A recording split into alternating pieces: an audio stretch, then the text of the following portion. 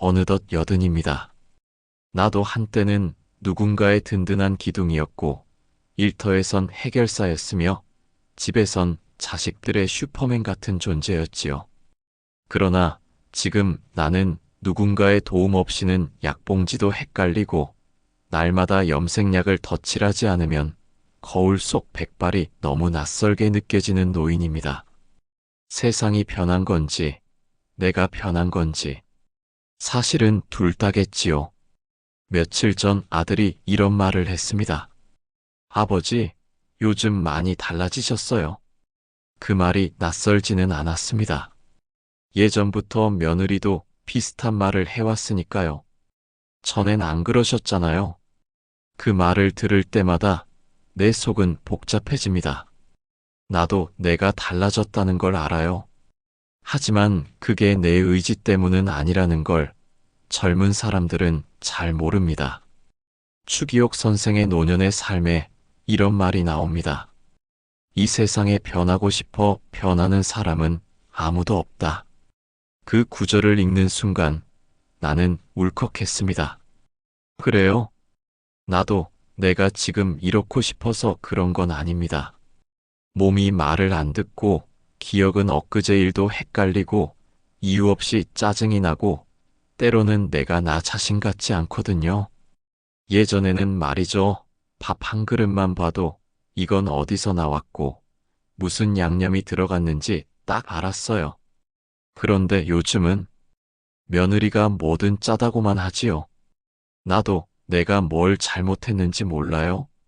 그러다 보니 서로 말이 자꾸 어긋나고 내 마음은 답답한데 표현이 서툴러지다 보니 괜히 고집처럼 비칩니다. 책에서는 이렇게도 말합니다. 노인의 변화는 자연스러운 것이다.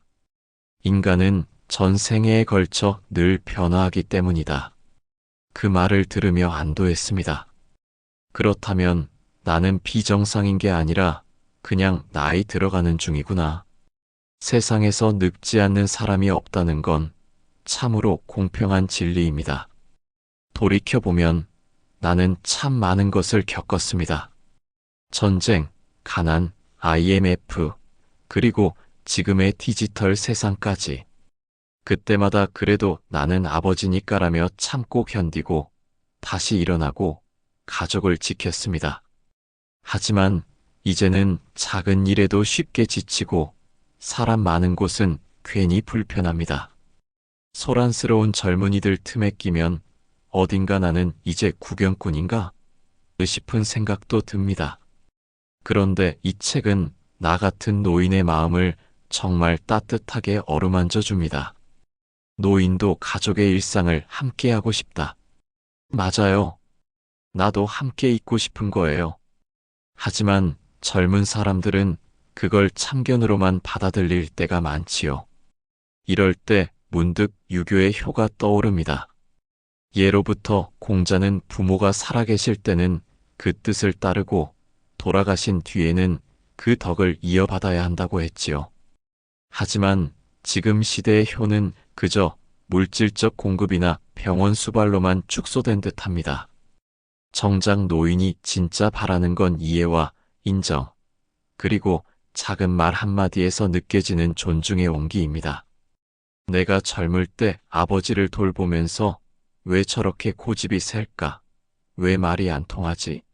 생각했던 적이 있습니다. 이제 와서 보니 그분도 늙음이라는 커다란 바위 앞에서 몸을 가누기 힘들었던 것뿐이었습니다. 그걸 모르고 나는 참 많이도 서운해하고 화를 냈던 것 같습니다. 그렇게 말없이 견디고 있었던 아버지의 뒷모습이 지금 나의 모습이기도 합니다. 책에서는 또 이렇게도 말합니다. 인지 기능이 떨어져도 어른이다. 정말 그 말에 가슴이 쿵 내려앉았습니다. 나도 아직은 어른이고 싶거든요. 하지만 약 봉지를 헷갈리고 같은 말을 반복한다고 어린애 다루듯 하면 참 서글픕니다. 정신이 흐려졌다고 감정이 무뎌진 건 아닙니다. 오히려 지금이 더 감정에 민감한 시기입니다. 가끔 눈물이 나요. 드라마 한 편 보다가도 그렇고 그보다 더 서러운 건 아들이 예전처럼 다정하게 내 손을 잡아주는 일이 드물어졌다는 겁니다.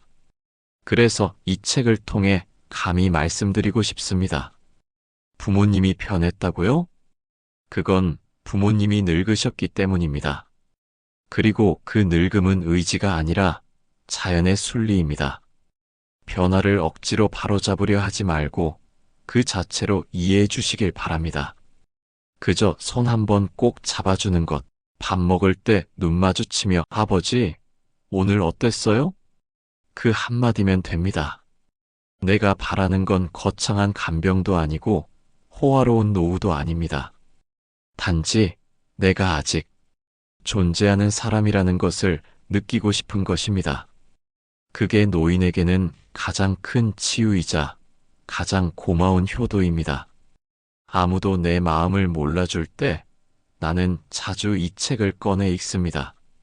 추기옥 선생의 글에는 현장에서 실제로 노인을 돌보며 느낀 절절한 진심이 담겨 있기에 그냥 활자가 아니라 위로처럼 와닿거든요. 책에서는 말합니다. 일상생활은 습관적으로 하던 것이라 인지기능이 저하되어도 금세 표시가 나지 않는다. 맞는 말입니다. 내가 밥숟갈은 잘 드는데 약봉지 앞에서는 서성이게 되는 이유, 화장실 문은 열 줄 알면서도 외출할 때는 헷갈려서 현관에 몇 분씩 서 있는 이유, 그걸 본 자식들은 아직 멀쩡하신데 왜 자꾸 안 하려고 하세요? 라며 눈을 흘깁니다. 그럴 때면 괜스레 화가 납니다. 나도 하고 싶다고. 내가 일부러 안 하는 줄 알아? 그 말이 목구멍까지 올라오지만 어느 순간 입이 떨어지지 않습니다. 왜냐면 나도 내가 예전 같지 않다는 걸 알기 때문입니다. 책에서는 또 이렇게 표현합니다. 부모가 나이 들면 신체나 인지 기능에 이상이 생길 수 있다는 가능성을 항상 열어두자. 맞습니다. 문제는 그 가능성을 열어두지 않는 자식들입니다. 늘 예전의 부모 기준으로 나를 대하고 그 기대치에 미치지 못하면 실망한 얼굴을 합니다. 그 얼굴이 나를 가장 아프게 합니다. 나는 평생 살림을 꾸려왔습니다. 아내가 떠난 뒤에도 혼자 장을 보고 반찬을 하고 손자 손녀 도시락까지 싸줬지요. 그런 내가 지금 며느리가 끓여주는 된장찌개에서 된장 맛을 구별하지 못하고 손 떨려서 반찬 뚜껑도 못 열 때 스스로도 답답합니다. 이해는 바라지 않아도 비난은 하지 말아달라는 말은 하고 싶습니다. 책에서 이런 문장이 있었습니다. 노인도 가족의 일상을 함께하고 싶다. 그래요? 나도 함께하고 싶어요. 하지만 내 방식은 젊은 세대에게 느리고 번거롭고 고집스러운 것으로만 보입니다. 나는 그저 내가 익숙한 방식대로 움직이는 것뿐인데 말입니다. 예전에는 그런 가족 갈등이 생기면 모두가 참았어요. 할머니의 투정도 할아버지의 고집도 그땐 어르신이니까라는 말 한마디로 덮었지요.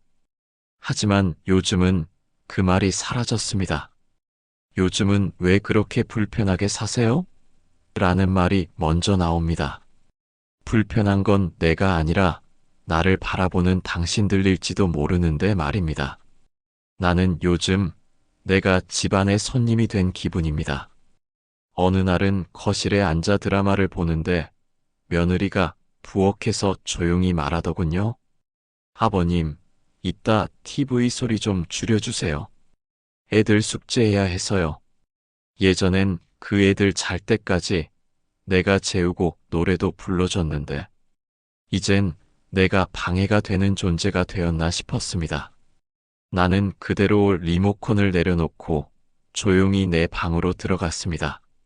책에서는 또 이렇게 적고 있습니다.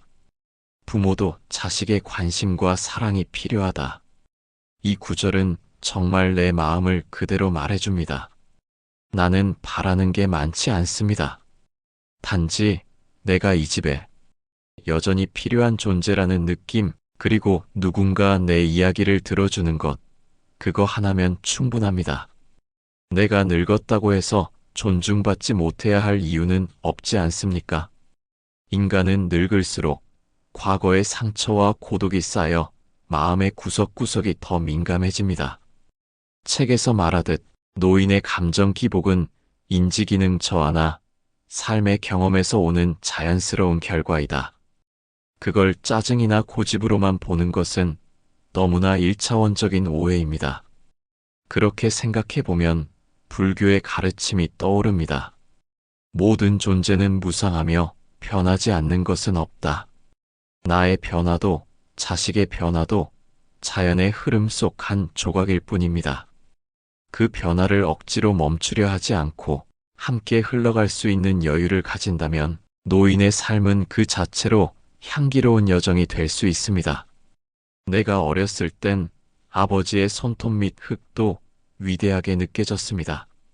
지금 나는 손 떨리는 내 손을 보며 내 자식은 이 손을 어떻게 볼까 생각합니다. 부디 내 자식은 이 손에 쌓인 시간을 보았으면 좋겠습니다. 그 안에 담긴 노동과 사랑과 눈물의 기억을 말입니다. 책에서 말합니다. 존중받는 노인은 순하고 편안하다. 맞는 말입니다. 노인을 변화시키는 가장 빠른 방법은 사랑입니다. 고치려는 시도보다 있는 그대로 인정해주는 태도가 더 큰 힘을 발휘합니다. 이제 나는 죽음을 준비하며 살아갑니다. 하지만 죽음을 기다리는 것이 아니라 남은 삶을 더 따뜻하게 살아내기 위해 준비하는 것입니다. 나는 아직도 내 이야기를 들어줄 누군가가 있다는 사실에 위로받고 싶습니다. 그게 자식이면 더할 나위 없고 손자이면 더욱 좋겠지요. 사람들은 말합니다. 왜 노인들은 고집이 세고 자기 말만 하냐고요? 사실은 우리도 알고 있습니다. 하지만 그걸 바꾸기란 말처럼 쉽지 않습니다. 책에서는 이렇게 말합니다. 노인은 다른 연령층에 비해 교육의 효과가 높지 않다. 그 말은 단순히 배움이 느리다는 뜻이 아닙니다. 그보다 더 중요한 건 우리가 살아온 삶의 방식이 너무 오래되었다는 겁니다. 나는 일제강점기를 거쳐 6.25 전쟁, 산업화, IMF까지 다 겪어냈습니다. 배고픔이 일상이었고 절약은 생존이었습니다. 그 시절을 지나온 나는 지금도 전등을 함부로 켜지 못합니다. 변기물도 한 번에 2번 누르지 않습니다. 며느리는 냄새 난다고 말하지만 나는 그게 습관이자 절제의 미덕이라 믿고 살아왔습니다. 책에서는 이런 표현도 있습니다. 삶의 경험이나 자신이 처한 상황에 비추어 그렇게 사는 것이 유리하다고 판단해서이기도 하다. 그렇습니다. 나는 지금도 내가 나름의 최선을 다하고 있다고 생각합니다. 하지만 그 최선이 이제는 시대와 어긋나고 있다는 걸 나도 느낍니다. 그럴 때마다 마음 한편이 허전해집니다. 며느리는 가끔 나를 향해 눈살을 찌푸립니다. 내가 좋아하는 드라마 시간에 TV 소리가 너무 크다고 약 정리를 제멋대로 해서 찾기 힘들다고 말합니다. 나는 나름의 방식으로 정리한 것뿐인데 말입니다. 아무도 내 방식에 대해 물어주지 않습니다. 책에서는 또 이렇게 말합니다. 자신의 생활 습관을 바꿔야 할 필요성에 대해서는 인지하지 못한다. 그게 어쩌면 문제의 핵심일지 모릅니다. 나는 내가 괜찮다고 생각하고 자식은 내가 이상하다고 생각합니다. 그 간극이 점점 멀어지고 오해가 쌓입니다. 한 번은 며느리에게 이렇게 말한 적이 있습니다. 내가 불편하게 하는 것 같아서 미안하구나. 그녀는 멈칫하더니 말했습니다. 아버님이 미워서가 아니라 너무 달라지셔서 놀란 거예요. 그 순간 나도 놀랐습니다.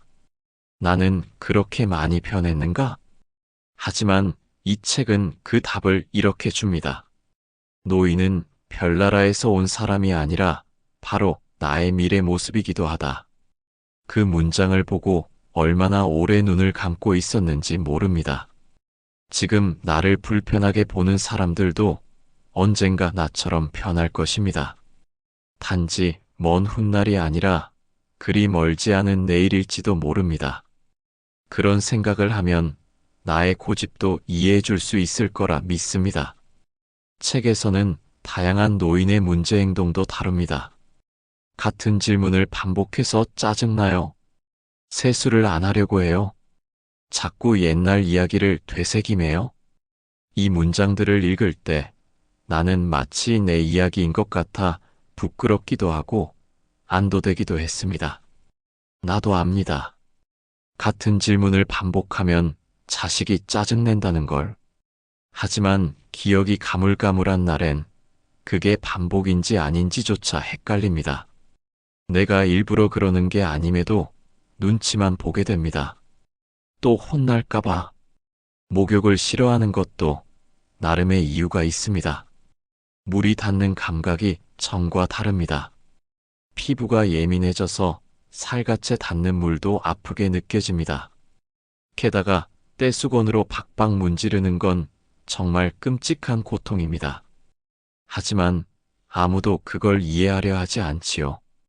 그래서 손을 휘젓다 며느리 손에 생채기가 난 적도 있습니다. 그날 나는 밤새도록 잠을 이루지 못했습니다. 미안하다는 말이 목에 걸려 나오지 않았습니다. 이 책을 읽으며 나는 그 모든 행동이 단지 퇴행이나 문제가 아니라 변화를 수용하지 못한 인간의 마지막 자존심일 수 있다는 걸 느꼈습니다. 그리고 그 자존심을 누르며 사는 노인의 하루는 생각보다 훨씬 더 외롭고 더 고단하다는 것도요. 그래서 부탁드리고 싶습니다. 노인의 말을 끝까지 들어주세요. 설령 같은 이야기를 몇 번 반복하더라도 그 안에는 전하고 싶은 마음의 조각이 숨어 있습니다. 그 마음을 알아주는 순간 노인은 더는 고집을 부리지 않습니다. 예수께서 말씀하셨지요. 너희 중에 누구든지 크고자 하는 자는 너희를 섬기는 자가 되어야 한다. 노인을 섬기는 일은 단지 봉사가 아니라 미래의 나를 위해 배우는 삶의 훈련입니다. 노인을 돌본다는 건 단순히 보살피는 것이 아니라 내가 어떻게 늙고 싶은가를 스스로 묻는 과정입니다. 요즘은 문득문득 시간이 너무 빨리 흐른다는 생각이 듭니다. 겨울이 지나고 봄이 오는 속도가 예전보다 빠릅니다. 아니, 내가 더디게 걷다 보니 세상이 그렇게 느껴지는 것일지도 모르지요. 젊었을 땐 늘 바빴습니다. 출근 시간 맞추느라 아이들 챙기느라 온종일 일하고 돌아와서도 쉴 틈이 없었습니다. 그 시절에는 나라는 존재보다 누군가의 남편, 아버지, 아들로 살아가는 게 더 중요했지요. 그래서일까요? 이제서야 비로소 나는 나 자신을 바라보게 됩니다. 이 책은 내게 늙음을 슬픔이나 결핍이 아닌 삶의 완숙함으로 받아들이게 해주었습니다. 책에 이런 구절이 있지요. 인격이 성숙을 넘어 완숙하는 시기, 노년기. 정말 공감합니다. 나는 이제 세상이 조금은 덜 요란해졌고 사람들의 허울도 덜 눈에 띄고 무엇보다 마음이 더 부드러워졌습니다. 예전 같으면 말도 섞지 않았을 사람에게도 이젠 저 사람도 사연이 있겠지라고 생각합니다. 화를 내기보단 그냥 한 걸음 물러섭니다. 젊었을 때는 몰랐던 평정심이 이제야 내게 찾아온 것입니다. 삶이 참 묘하지요. 내가 이 나이까지 살아남은 것도 누군가에게는 운일지 모르지만 나에게는 책임입니다. 남은 시간 동안 더 이상 미움도 원망도 붙잡지 않고 하루하루를 따뜻하게 고요하게 살고 싶습니다. 책에서 가장 인상 깊었던 말 중 하나는 이겁니다. 존중받는 노인은 순하고 편안하다. 맞습니다. 노인을 화나게 하는 건 몸이 아니라 무시받는 마음입니다. 존중받는다는 느낌만 있어도 노인은 고집을 내려놓고 말을 낮추고 고요해질 수 있습니다. 어느 날 아들이 제게 물었습니다. 아버지, 가장 후회되는 게 뭡니까? 나는 대답하지 못했습니다. 너무 많았거든요. 하지만 마음속으론 이런 말을 하고 싶었습니다. 그때 더 이해하려 노력하지 못한 것, 더 많이 사랑한다고 말하지 못한 것. 그래서 이제는 그 후회를 남기지 않기 위해 말할 수 있을 때는 말하려 합니다. 나는 너희가 있어서 참 고맙다. 노년은 끝이 아닙니다. 노년은 정리의 시기가 아니라 완성의 시기입니다. 지금 나는 지난 삶의 조각들을 하나하나 맞춰가며 내 인생이라는 퍼즐을 마무리하고 있습니다. 그리고 그 퍼즐이 부족하거나 깨졌더라도 그 자체로 아름다울 수 있다는 걸 이제는 압니다. 세상의 모든 아들, 딸들께, 그리고 지금 이 글을 보고 계신 분들께 부탁드리고 싶습니다. 당신의 부모는 변한 것이 아니라 늙은 것입니다. 그 늙음은 외롭고 낯설며 때로는 두려운 과정입니다. 그 여정을 혼자 걷게 하지 마세요. 손을 잡아주고 말을 들어주고 눈을 마주쳐 주세요. 그 작은 행동 하나가 노인의 하루를 지탱하는 전부가 될 수도 있습니다. 그리고 당신 자신에게도 말하고 싶습니다. 당신도 언젠가는 그 길을 걷게 될 테니까요. 지금 부모를 이해하려는 마음은 미래의 당신이 세상에 요청할 사랑의 씨앗입니다. 노년의 삶은 말합니다. 노인은 별나라에서 온 사람이 아니라 바로 나의 미래 모습이다. 이 책을 읽고 나서야 비로소 나는 노인이 아닌 사람으로 다시 존중받는 느낌을 받았습니다. 그리고 그 느낌이 이 늙은 마음에 얼마나 큰 위로가 되는지 오늘 꼭 전하고 싶었습니다. 노을빛 같은 노년, 그 안에 담긴 고요한 아름다움을 우리가 함께 기억하고 함께 나누길 바랍니다.